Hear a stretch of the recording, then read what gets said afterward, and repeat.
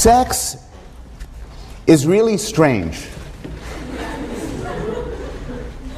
You ask people, what's your favorite activity? And if you ask people, particularly college students, particularly just fresh from spring break, I've seen teen movies, they'll often answer sex or some word that is synonymous with sex. But there's a kind of a puzzle about how much time we spend on sex. And it turns out there's data on this. So people say sex is their favorite activity. But it turns out we actually know how much time the average American spends on sex. And the data I'm going to follow from was summarized by in this wonderful book by James Gleick. Americans tell pollers their single favorite activity is sex. In terms of enjoyability, they rank sex ahead of sports, fishing, bar hopping, hugging and kissing, talking with the family, eating, watching television, going on trips, planning trips, gardening, bathing, shopping, dressing, housework, dishwashing, laundry, visiting the dentist, and getting the car repaired. On the other hand, these same studies suggest that the average time per day devoted to sex is 4 minutes and 3 seconds. As Gleick says, this is not much, even if the 4 minutes excludes time spent flirting, dancing, oogling, cruising the boulevard, toning up in gyms, toning up in beauty parlors, rehearsing pickup lines, showering, thinking about sex, reading about sex, doodling pornographically, looking at erotic magazines, renting videos, dreaming of sex, looking at fashion magazines, cleaning up after sex, coping with the consequences of sex, building towers, or otherwise repressing, transferring, and sublimating. And I like this passage because it illustrates 2 important points. One is we don't actually spend that much time on sex. In fact, the 4 minutes and 3 seconds is an interesting number because when you do time studies on how much Americans spend filling out tax-related forms for the IRS, it's 4 minutes and a few seconds. But the passage also points out that regardless of the brute time we spend on it, it is extraordinarily important.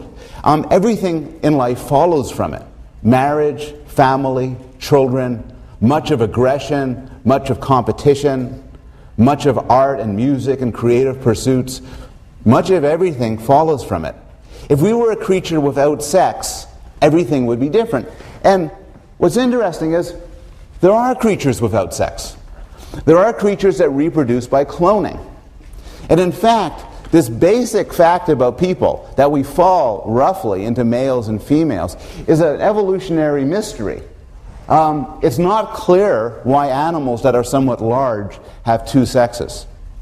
From a biological Darwinian perspective, having two sexes is bizarre, because each time you have an offspring, you toss away half your genes. My children each of them have half my DNA. If I was to clone, they would have all of it. And so it's a puzzle how sex ever evolved. This is not a course in evolutionary biology, and that's not the puzzle we're going to be looking at today. We're going to look at a few questions. First, we're going to talk from first a theoretical point of view, and then an empirical point of view about how males and females are different.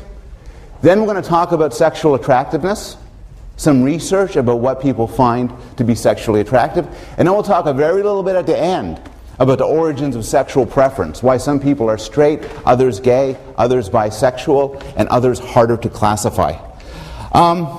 Now, of all the topics I'm presenting, sex is one of the sort of dicey ones from an emotional point of view.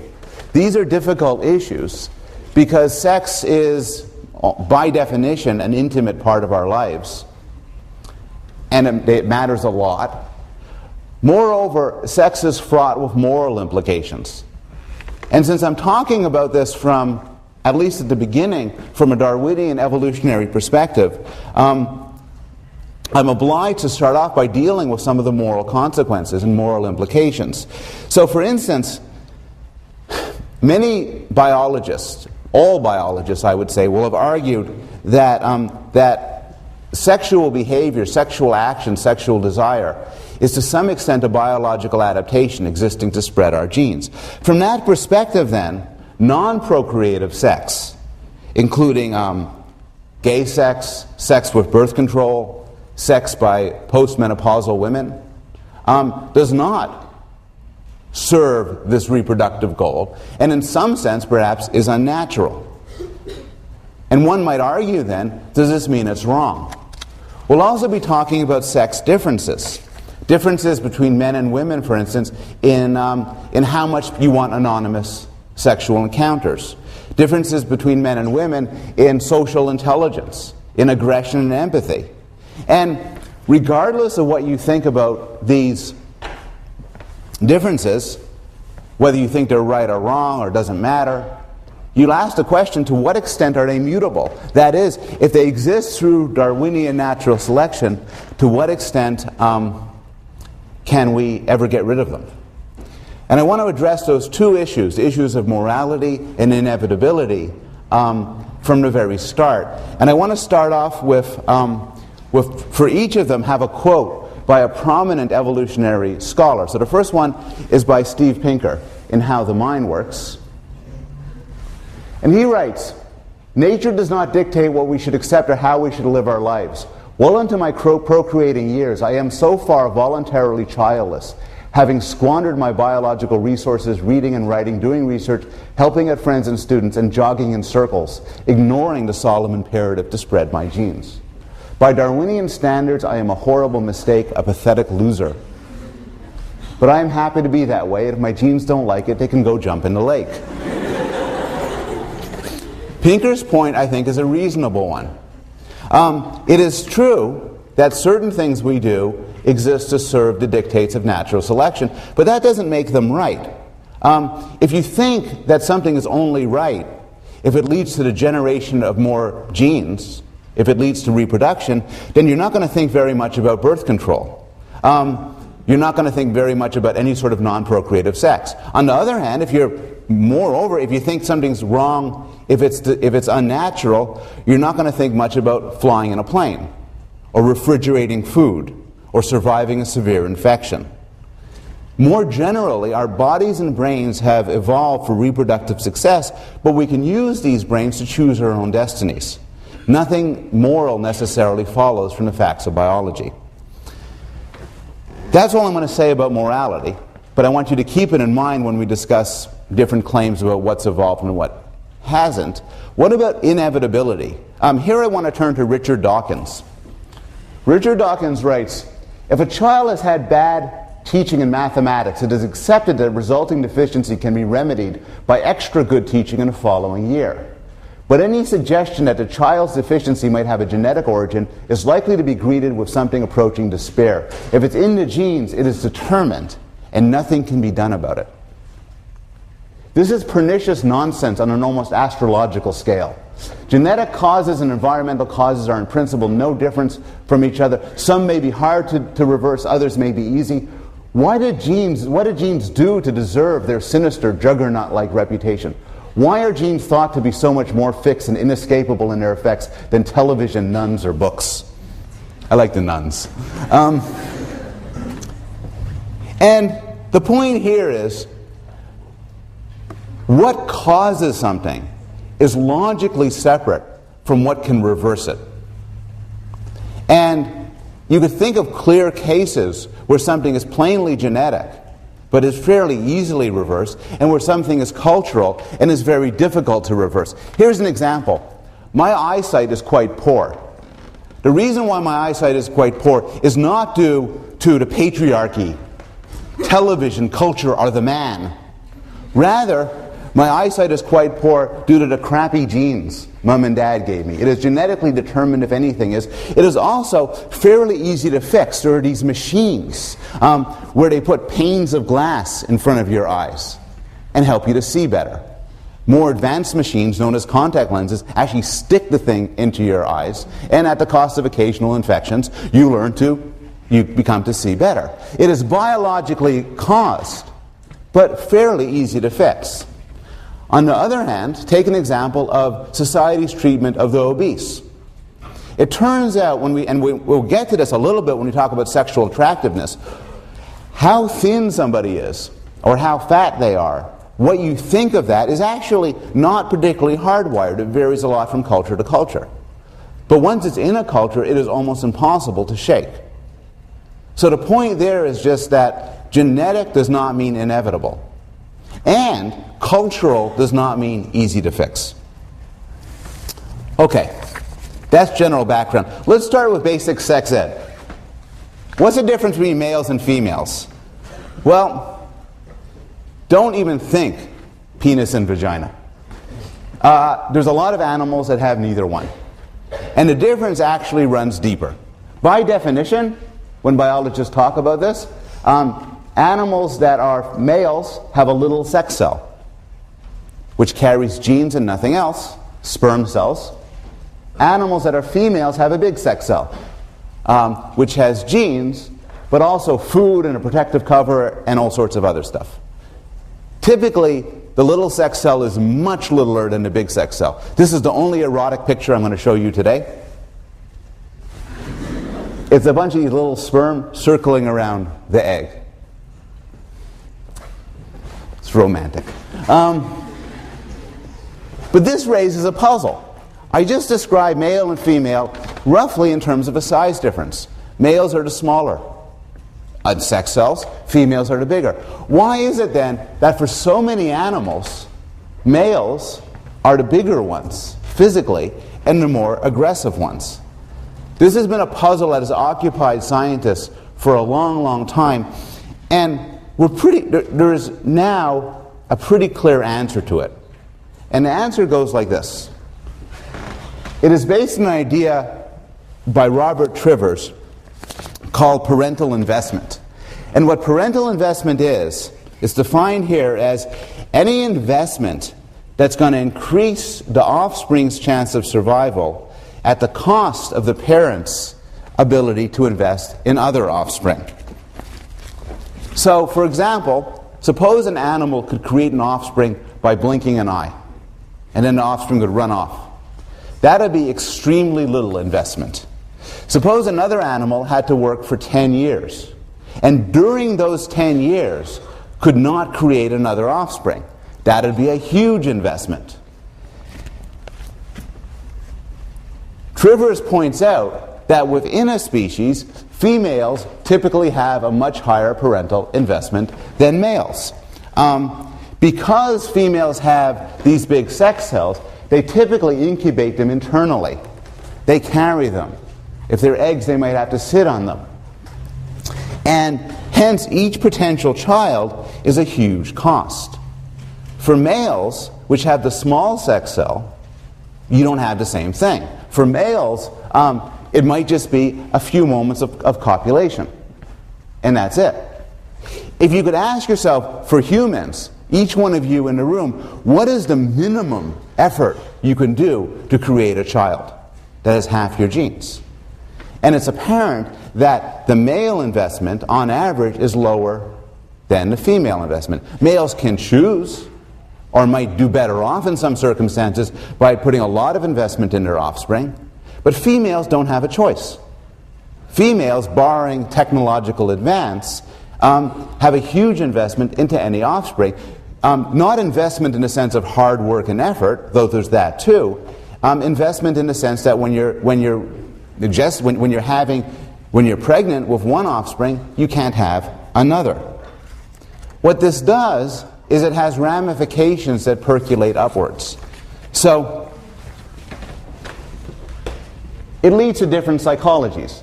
Males, a single male could fertilize several females, forcing some males to go mateless and giving rise to competition to see who can mate with the most females. For females, however, females can always find mates, so sheer numbers don't count. But there's competition to mate with the right males, those whose offspring have the best chance of surviving. The competition now explains the puzzle we started with. It explains why males are typically larger, and often why males have evolved special weapons. These special weapons evolved for fighting other males for reproductive access. It also explains something else. Females, biologically, are choosy. And so males have to compete not merely with other males to get reproductive access, but also to woo females. And so often males have evolved special displays, like this, which exist only to be beautiful, only to be attractive, and to attract mates. This cold evolutionary logic was captured in this cartoon,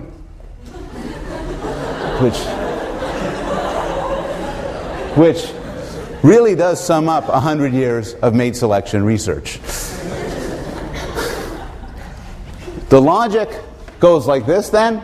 Difference in the size of sex cells leads to differences in typical parental investment, leading to differences in the sorts of psychological and physiological mechanisms that evolve. Okay, that's a good story.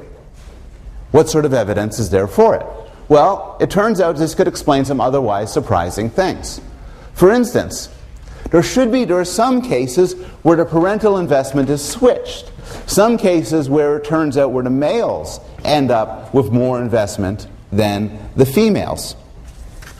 And the theory predicts that in these cases you should get an asymmetry.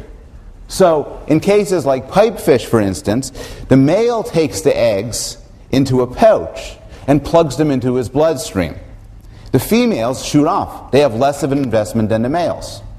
In this case, you would predict, as is true, the females should be larger. The females fight other females more than males fight males. And the females try to compete for the attention of the males. Recall the movie March of the Penguins. We saw a clip from it, and this was in the context of discussing the emotions that have evolved towards our offspring. But remember the story and how both the male and the female have to go to tremendous lengths to protect the egg. And if one of them fails, the egg dies and neither one has it. You should then not even have to remember whether male females are much bigger than female penguins. You should realize they should not be, and in fact they aren't. They're about the same size, because the parental investment is equal. You should be able to predict the size differences and aggression differences based on differing parental investment. So for instance, elephant seals are the males are enormous. They're 4 times bigger than the females. And this is in large part because elephant seals compete for harems of females. It's a winner-take-all. Gibbons are about the same size. And this is because gibbons are pretty monogamous. They raise children together. This illustrates something, which is it's not always the case that male parental investment is low. There are some species, including gibbons, where it's in the male's reproductive advantage to care for the offspring. Imagine a situation, for instance, where an offspring would die if both parents didn't watch it for many years. And where the effort devoted to that offspring had to be exclusive. If you focus on another family or went away, the offspring would die. In that case, you'd have equal investment. It would matter equally to the male and the female to invest in their offspring, and the cost would be the same. There's no species, it's hard to see species that have that much of an equal system, but some primates are close to it. And this raises the question then, what about humans? What about us? What do we know about the differences between males and females? Well, humans are relatively polygamous species. Most human cultures are polygamous. American culture is what they call serial monogamy. So we're not like some species of birds. We don't mate for life. We do a series of pair bondings for some period of time. It could be for life, but it need not be, and usually isn't. Males are bigger than females. Human males, the size estimates vary so much, but the average human male is about 15% larger than an average human female. This suggests that there's been, in our evolutionary history, some male-male competition for access to females. which suggests in turn that the parental investment is not quite equal. Males have smaller testicles for their body size than chimpanzees, but larger testicles than gorillas and gibbons. And this suggests that there was some intermediate amount of competition for the capacity to create sperm. And this is relevant for a different sort of competition, which regards the impregnation of females that have multiple mates. And this suggests that over evolutionary history, women were not wantonly promiscuous, but were not entirely monogamous either. So much so that it paid, from an evolutionary point of view, males to evolve the capacity to produce more sperm than other males. Aggression. Males are meaner. I mean, I'm summarizing here. Meaner is not a technical term. Yes, females can be meaner, but males are at least more physically violent. They're more violent in the womb, in utero. They're more violent as children, and they're more violent as adults. Again, this is not to say that you can't find violent women or non-violent men. It's just on average, there is this difference. They kick more, males kick more in the uterus. As children, they're more involved in play fighting and violent combat-like sports. And as adults, wherever you go, you will find a prison. And wherever you go, you will find that prison is mostly full of men. They are far more likely to kill one another and to harm one another. Male sex hormones, like testosterone, are not the sort of thing one would want to inject in somebody unless you want them to turn kind of mean. They increase aggressiveness, both in humans and in other primates. What about sexual choosiness? Do male humans and female humans differ in the extent to which they will favor anonymous sex? And this is relevant from an evolutionary perspective, because the parental investment theory predicts males should be more receptive to anonymous sex. Because for males, to impregnate somebody else might fortuitously lead to another offspring. It might be good for you and doesn't carry the sort of harm that females, on the other hand, have to be very picky, because they have to choose carefully. Remember, these systems evolved before birth control and vasectomies and so on. So what do we know cross-culturally and psychologically? Well, prostitution is a universally, near universally male interest. There are male prostitutes, of course, but contrary to some various fantasies and sitcoms, they cater to male customers. Pornography is a human universal. In every society, males have done some sort of depictions of naked females for the purpose of arousal. Often they carve them into trees or do sort of sculptures. One of the weirdest findings in the last decade or so is that this extends as well to monkey porn. And so some scientists at Duke set up a situation where monkeys could pay in fruit juice, by giving up fruit juice, to look at a picture either of a female's hindquarters or of a celebrity monkey, a socially dominant monkey. Some sort of combination of People magazine and Penthouse. And so there's some interest in this even by non-human primates. What about actual preference for sexual variety? Well, you can get at this in different ways. There is what biologists describe as the Coolidge effect. I have this here. And the Coolidge effect is based on President Calvin Coolidge. And it's a story about Calvin Coolidge and his wife who were being shown around a farm separately. And the person showing around his wife pointed out that there was a lot of hens. She noticed that there's a lot of hens, but only one rooster. And she asked the guy showing her around, is one rooster enough? And the guy said, well, you know, the rooster works very hard. The rooster has sex dozens of times a day. And she said, well, be sure to tell that to the president. Story goes, president went around, the guy tells the story to the president. The president asks the man, has sex dozens of times each day. Same hen every time? The guy says, no, different hen every time. And he says, tell that to Mrs. Coolidge. Now, there's two responses to this sort of story. And they're both kind of negative. One thing is, well, everybody knows males prefer anonymous sex with strange women. Duh. The other response is, that's sexist claptrap. You might think, you might be a male and say, that's not me. You might know males and say, the males I know are not like that. So how do you find out? Well, there's indirect measures, such as who goes to prostitutes. But there's also fairly direct measures. One fairly direct measure is you could ask people in anonymous surveys. So in fact, I'll give you some anonymous surveys. I'm not going to ask people, and you just ask them. So for instance, I want everybody to consider this question. How many sexual partners do you want to have in the next month? What is it? Coming up to April. How many sexual partners do you want in April? Next 2 years, take many of you through graduation. When you leave Yale, what do you want to think? I had X sexual partners, and that's what I wanted. Or your lifetime. We get people to answer these questions. Professor Chun last year in this course had clickers, and he got people to do it. We are not so high tech, so we'll just do it in our heads. But here's the way the answers come out.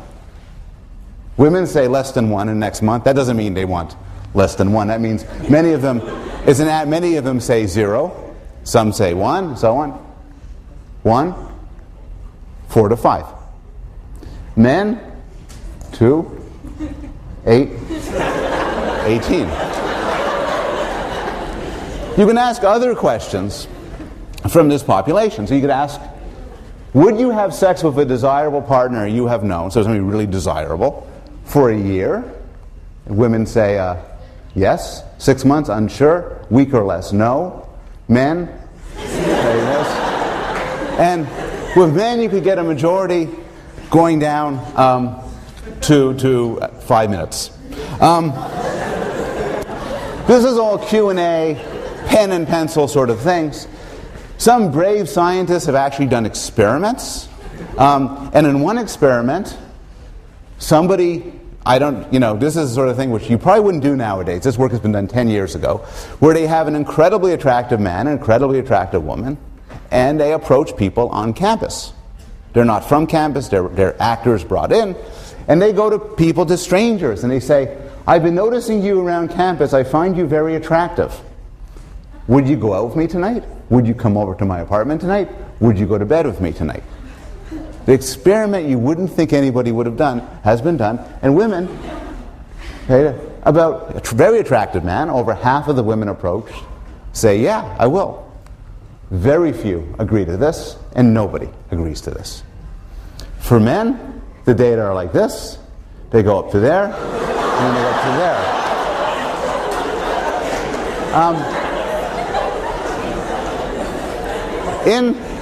In the study, the 25% of males who said no apologized profusely, and they said, oh, my fiance's in town, and can we go?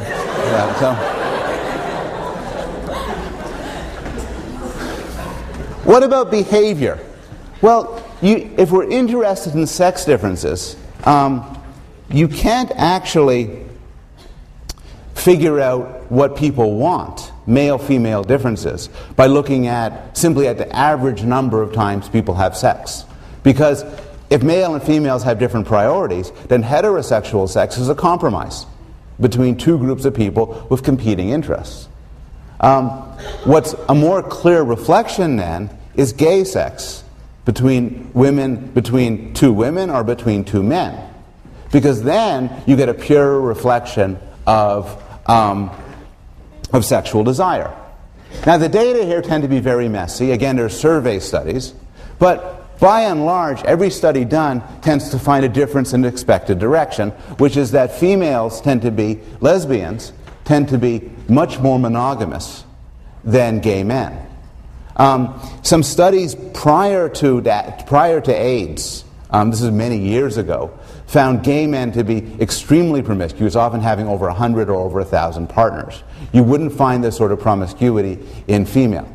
And the way to think about this is, what these gay men are doing is exactly what your average heterosexual man would do if he had that degree of willing females who were as willing as he was. And this all suggests that there's some sort of difference along lines expected in sexual choosiness in humans. What about sexual attractiveness? What about mate preference? What do we find attractive?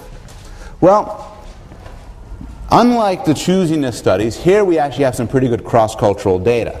So one study, for instance, was done in 10,000 people from 37 countries, asking people who you want to be with. And there's different studies, some of them asking who do you want to marry, other studies who do you want as a mate, who do you want as a sexual partner. And one main finding is kind of reassuring. Everybody likes kindness and intelligence. Or at least everybody says they like kindness and intelligence. These are valued pretty highly. But at the same time, there are sex differences. Females focus more on power and status and more on interest in investing in children. And think about that from an evolutionary point of view, it makes sense. It doesn't matter hugely from the standpoint of reproduction how old the man is. The difference between 15 and 25 and 35 and 45 may matter a lot for his status in the community, his physical strength, his lifespan, but from the standpoint of his sperm, it doesn't matter hugely. Later on, there's a drop-off, and it does begin to matter, but it doesn't matter hugely. What does matter is his interest in being a good father, in protecting you from predation, from murder, from assault by other people, and in taking care of the kid.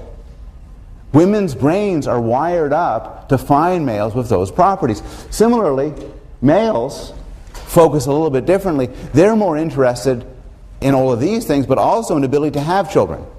So from an evolutionary point of view, there's actually a very big difference between a 20-year-old and a 50-year-old from a male standpoint looking at a female, because the one can have offspring and the other cannot. So this is a difference. But what I want to focus more on right now is back to another similarity. Everybody likes beauty.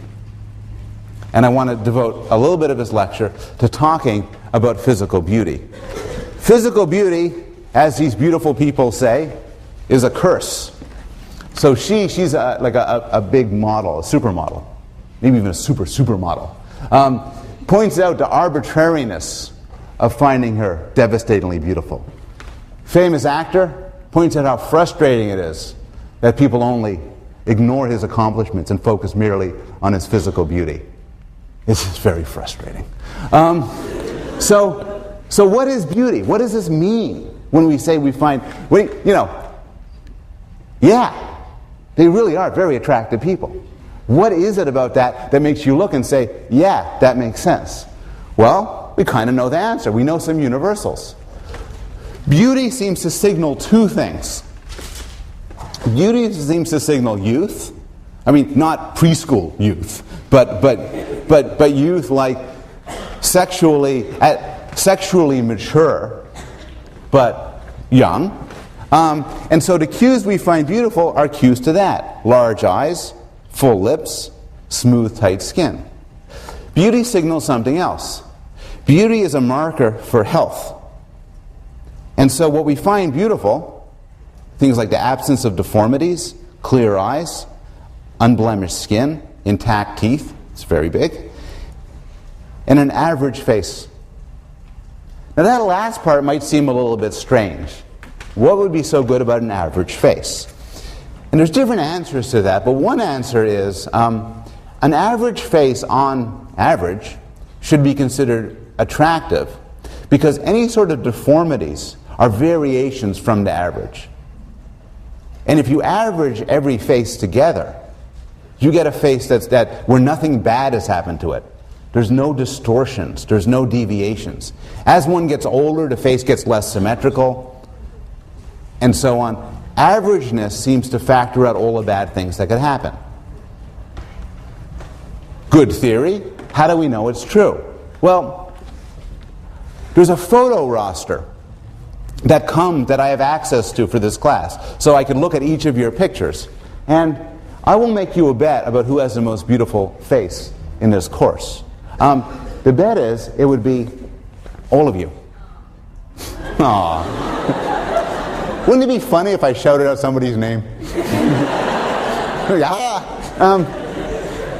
if I did, and you know, A, I don't have the energy to do this, and B, it would probably violate 400 different privacy laws or whatever. But if I took all those faces and morphed them together, I would get a very pretty face.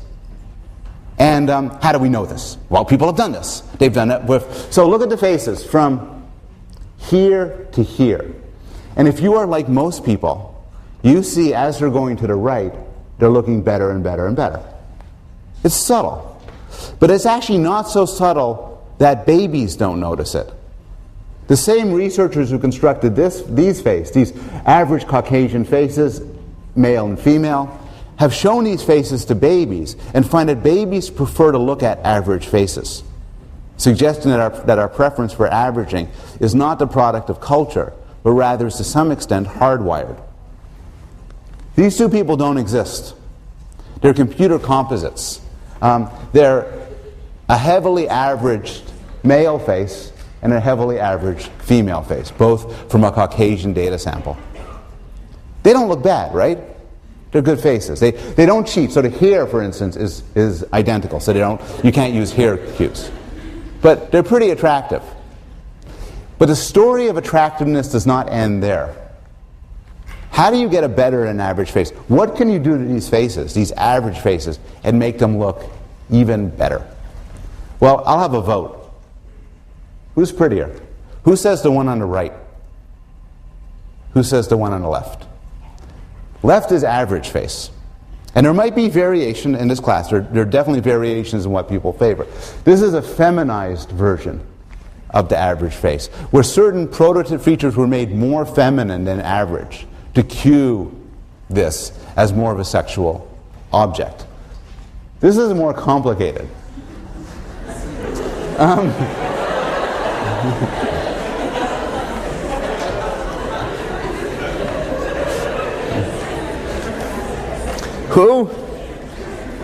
Who thinks face A is more attractive? Who thinks face B is more attractive? Okay. Most people like face B. The exception is, and this has been statistically replicated, I think now in 3 labs, face A is preferred by women who are ovulating. And the story about why is complicated and will take us beyond the scope of this class. But crudely, the idea is that this is a really handsome guy. He's young, he's healthy, he looks strong, good provider. This guy's really hot. And he may not be a good provider and everything, but I'm sure he has wonderful genes. So the idea is that one should have sex with him and then have him raise the kids.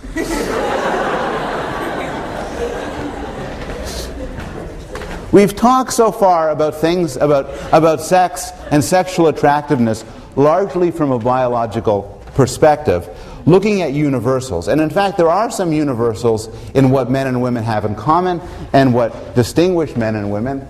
And some of the sex differences, particularly related to aggression and mate preference, seem to be universal. They seem to show up to some extent across every culture you look at, and hence are likely candidates for biological adaptations.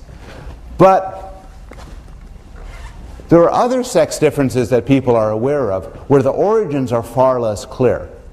And I think that intelligent, reasonable people could disagree about this, but I am personally quite skeptical about the extent to which these reflect biology.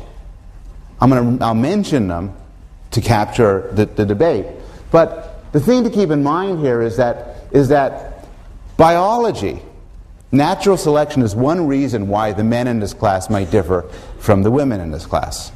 But of course, there are other social factors. Babies are treated differently. There have been many studies where you take a baby and you swaddle it in blue and describe it as a boy versus swaddle it in pink and describe it as a girl. And people treat it differently when they think it's a boy than when they think it's a girl. You treat it differently too. It matters a lot, and there's study after study suggesting, for instance, that when you send an email or a job application or a paper to a scientific journal, it matters whether it has the name John Smith on it versus the name Joan Smith. It matters because people have different expectations and different reactions to males versus females. Some of you may have first-hand experience with this. If you're a man with a name that could be taken as a woman's name, a friend of mine is named Lynn, and often people think he's female. Or if you're a woman who has a name that could be taken as a man's name, or if you have a name sufficiently foreign to Western ears that people can't easily tell, you'll often find people saying, oh, people are high-fiving each other there. You'll often find some degree of surprise. And some degree of people saying, oh I didn't know you were a man. Now I will treat you differently. And so these social factors could play a role in explaining some male and female differences. Also, there's the facts of gender self-segregation. So here's something very interesting happens developmentally.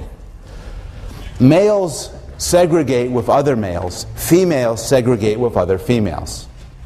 For a period lasting, it depends on the culture, but say from age 4 to age 11. This self-segregation might exaggerate and enhance sex differences. It might be, for instance, as Eleanor Maccabee has proposed, that boys are slightly more aggressive than girls.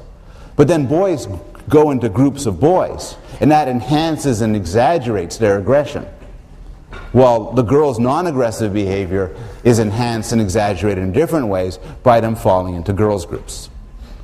So what sort of differences are we talking about when we say we're not sure of their cause? Well, one difference is one in empathy.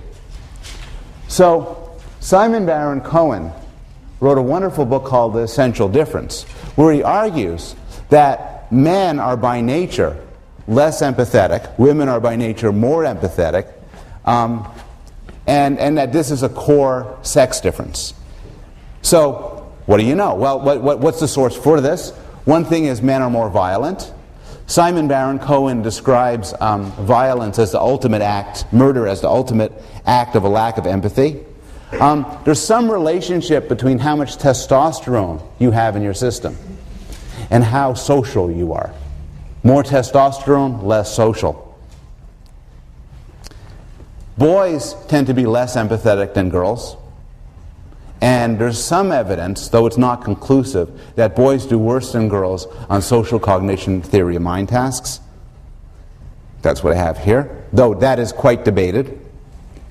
And the biggest effect, which isn't debated at all, is problems with empathy, problems with social cognition, are much more frequent in men than in women. So disorders like autism, Asperger's syndrome, conduct disorder, and psychopathy are predominantly male. And Simon Baron-Cohen suggests that basically he has this slogan where he says, to be a man is to suffer from a particularly mild form of autism. That males are just socially clueless relative to women. Final bit of trivia.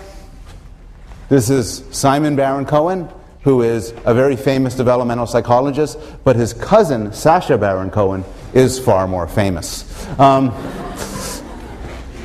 Another debate is a debate concerning sex differences in the capacity for math and science. A few years ago, there used to be a president of Harvard known as Larry Summers. There's so many reasons to hiss at this point. And Larry Summers is no longer president of Harvard for various reasons, but one reason was this quote, which included, in his speculations about sex differences, in the special case of science and engineering, there are issues of intrinsic aptitude, and particularly of the variability of aptitude. He argued, or suggested, that the underrepresentation of women in the sciences, in academia, is because of an intrinsic aptitude difference. Women are, on average, less biologically predisposed to do this sort of reasoning. The variability point is that he wasn't suggesting that there's just a difference on average. In fact, he agreed that the average skills of men and women are identical. The claim is that males show more variation. This means that there's more male retarded people and more males who are just horribly bad at this, but it also means there are more male geniuses. And he suggested that this plays a role. This, as you could imagine, proved to be an extremely controversial claim. And rather than go through it, because it would take me a class to treat the pros and cons of this argument responsibly, I'm going to refer you to a wonderful debate between Steve Pinker, who was quoted earlier, and Liz Spelke, who's one of the big infant cognition people. We spoke a lot about her work earlier on in the course. And they have a wonderful debate between two of the smartest people I know on the edge, which was done at Harvard about a year ago and is on video here. So if you're interested in sex differences and different theories about the mechanism of sex differences, this is where you should go. Finally, and a final topic. Some of us, about 98%, and the numbers are very difficult to pin down. Maybe it isn't 98%, maybe it's 97, maybe it's 99. Let's say 98% of women are sexually attracted to men. About 96% of men are sexually attracted to women. And the numbers vary, and it's very difficult to estimate it properly. As you could imagine, there's all sorts of problems with this sort of research. But there's some proportion of the population that's exclusively homosexual. Some proportion of the population of men who are only attracted to other men. Some proportion of the population of women who are only attracted to other women. When people talk about sexual orientation here, it's important to realize we are not talking here about behavior. There's all sorts of reasons why somebody might have sex with somebody of the same sex. You know, there might be bored. You may, be experimenting, be whatever. The question is, what do you want to do? All things being, what sort of person, if you could be sexually or romantically involved with any person, who would it be? And most people are heterosexual. There's a considerable amount that varies cross-culturally of people who are bisexual. But the real puzzle is exclusive homosexuality. So why? Well, nobody knows. We know some reasons. Some answers are probably not right. It is not the case, almost certainly, maybe there are some exceptions, but it is not the case that people choose their sexual orientation. I'm not going to do this in this room, but if I ask people to raise their hands as to how many people decided who to become sexually attracted to, very few people would. Part of the issue rises in the fact that people who are gay are often extremely discriminated against, and they have no wish to be gay. They might even think it's morally wrong for them to be that way. That makes it implausible that their sexual orientation is a conscious choice. What about experience after puberty? So there's a view that keeps coming up over and over again in literature that people who are gay have in some sense been seduced by other people, or something happened to them afterwards. This seems unlikely. There are, in particular, the seeds of sexual orientation later on in life seem to show up quite early in life. Again, the studies are sort of suspect, but there's some reason to believe that people who are gay and people who are straight are different long before they hit puberty with regard to their sexual and romantic fantasies. You would now expect me to say, well, being gay and being straight is built in. It's hardwired. None of these stories seem right. It seems to be built in. And the answer to that is sort of. So if you do the standard behavioral genetic tests, and you by now know how to do them, you look for differences between monozygotic and dizygotic twins, you do the adoption comparison between adopted siblings and biological siblings. The answer is yes, you find that there is some sort of genetic predisposition towards homosexuality. But it can't be entirely genetic. One reason why it can't be entirely genetic is if I am gay and I have an identical twin, the odds that my identical twin will be gay is about 50%. Those are very high odds compared to the average in the population.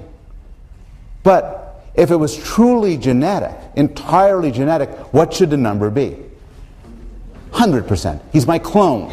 He should be exactly as I am, and it's not. So we know then that some sort of experience, possibly prenatal experience, is what explains it.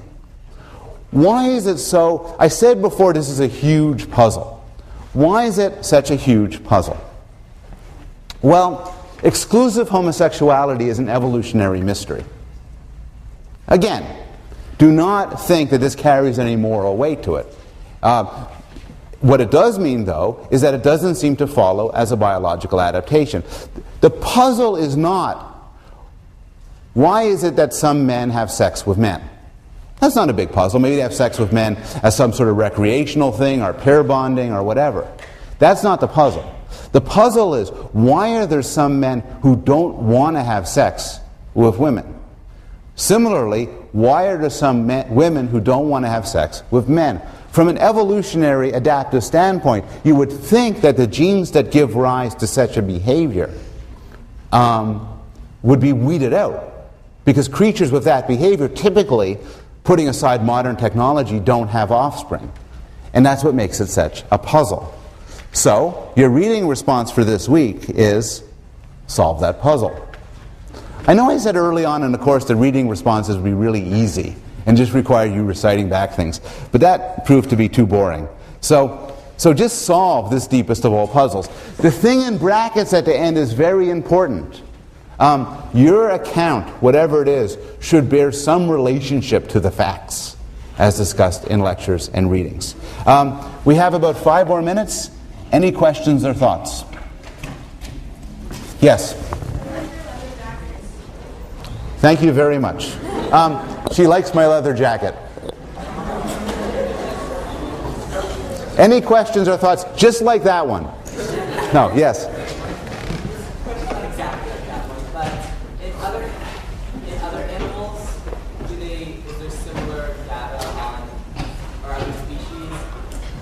It's a good on sexual preferences. That's a very good question, because certainly your answer to the origin, give me 2 more minutes, certainly your answer about the origin of sexual preference in humans will be informed by the question of cross-species data. What we do know is that there are many animals that engage in homosexual behavior. They engage in sex with members of their own sex. What I don't know is whether you get exclusive homosexual behavior. So I don't know what the rate is in non-human primates, for instance, of primates who do not want to have sex with members of the opposite sex. Okay, I'll see you all Wednesday.